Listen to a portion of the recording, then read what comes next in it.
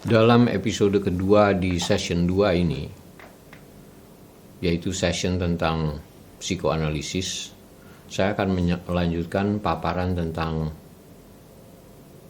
pandangan dari Carl Gustav Jung, khususnya melalui konsep mandala.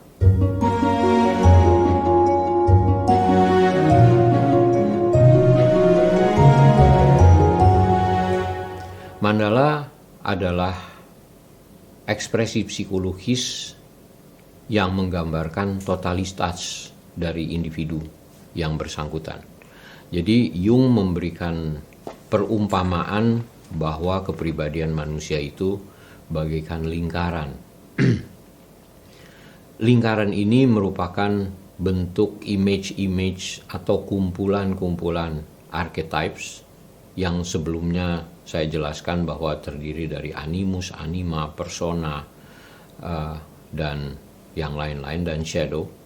Dan lingkaran ini kesemuanya itu dihimpun di dalam suatu bentuk image atau suatu bentuk gambar sirkuler, satu bentuk gambar lingkaran guna menunjukkan suatu keutuhan, suatu kesatuan. Dan Jung sendiri menyatakan ini sebagai divinity incarnate in man, atau keilahian di dalam diri manusia. Istilah mandala sendiri berasal dari bahasa Sanskerta yang berarti lingkaran, dan proses menggambar mandala memang merupakan salah satu tradisi di dalam Buddhism. Akan tetapi aktivitas menggambar mandala di dalam art therapy sama sekali tidak diarahkan untuk mempelajari Buddhism. Carl Gustav Jung sekedar menggunakan istilah mandala sebagai bentuk metafora atau analogi di dalam menggambarkan self, sama seperti halnya Freud melukiskan struktur kepribadian sebagai gunung es atau iceberg yang terdiri atas id, ego, dan superego. Kelak akan saya sampaikan tentang pandangan-pandangan Freud untuk membandingkan kedua sosok utama di dalam psikoanalisa ini. Kalau kita telaah pandangan-pandangan Freud, maka dia membagi kepribadian atas id, ego, dan superego. Id itu adalah dorongan-dorongan kumpulan, dorongan-dorongan alam ketidaksadaran. Ego adalah bagian dari kepribadian yang mengatur segala sesuatunya, dan superego adalah ajaran-ajaran moral yang ditanamkan ke dalam diri seseorang sebagai bagian dari dirinya. Id, ego, dan superego ini berinteraksi satu sama lain sehingga menghadirkan dinamika yang terus-menerus, dan ini dikenal sebagai psikodinamika.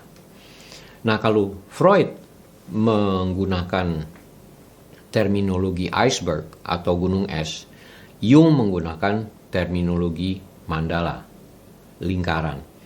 Bahwa manusia itu berada di dalam satu kesatuan yang seperti lingkaran, dan lingkaran yang terluar itu adalah merupakan lingkaran batas antara dirinya dengan lingkungan sosial. Karena Jung menggunakan konsep lingkaran ini ketimbang daripada iceberg, maka konsep dia dikenal sebagai konsep mandala. Di dalam lingkaran, di dalam mandala, Jung beranggapan bahwa ini merupakan pesan rahasia, atau dia mengistilahkan sebagai kriptogram yang tersaji dalam bentuk teka-teki. Teka-teki susunan huruf, teka-teki susunan kata, teka-teki simbol, teka-teki gambar, teka-teki image.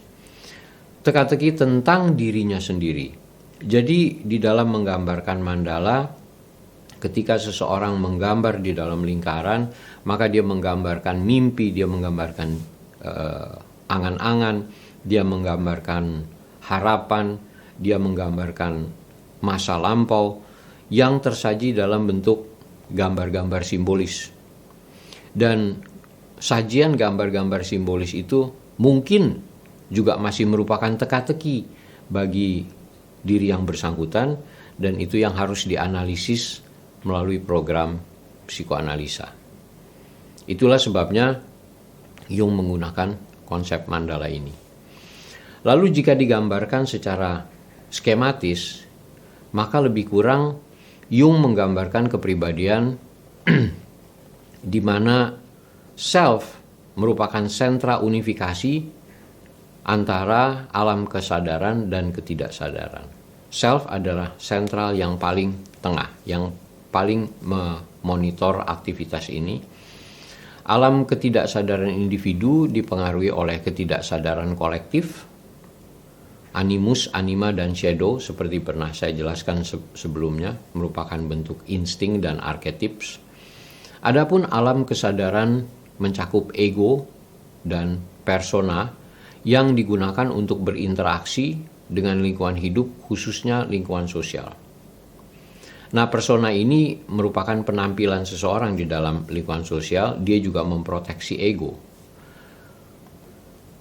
Dalam buku catatan Jung sendiri, antara tahun 1913 sampai 1917, Jung mengumpulkan karya dalam bentuk jurnal dari waktu ke waktu tentang dinamika psikologis yang ia alami, termasuk pengalaman-pengalaman spiritualnya.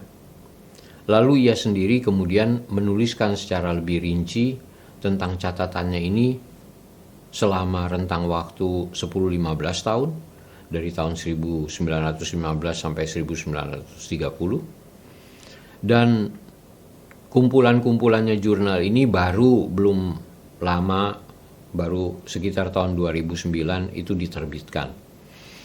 Koleksi catatan harian dari Jung ini merupakan koleksi catatan harian ungkapan perasaan. Jadi seperti kalau orang menulis diary, buku harian, Jung menulis dalam bentuk gambar-gambar visual. Dan ini kemudian dijadikan landasan juga kajian pasien-pasien, klien-klien yang dia hadapi di rumah sakit dalam kajian-kajian psikoanalisis.